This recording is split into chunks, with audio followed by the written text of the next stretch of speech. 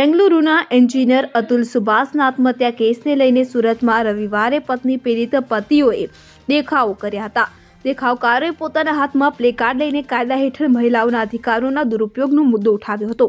પુરુષો માટે એક કમિશનની રચના કરવાની પણ માંગ કરી હતી. આંદોલનકારીઓએ જણાવ્યું હતું કે પત્નીઓ દ્વારા ખોટા કેસો મારફત અત્યાચારનો ભોગ બનેલા પુરુષોને ન્યાય આપવા માટે નક્કર પગલાં લેવા જોઈએ.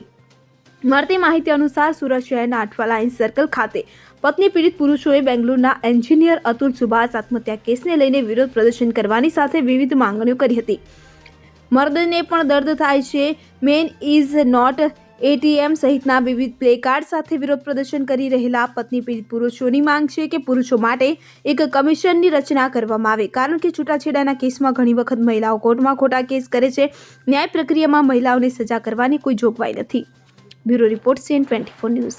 હવે જુઓ દેશ દુનિયાની તમામ ખબરો તમારી આંગળીના ટેરવે. ઉઠાવો મોબાઈલ અને Google Play Store પરથી ડાઉનલોડ કરો અમારી CN24 ન્યૂઝ મોબાઈલ એપ.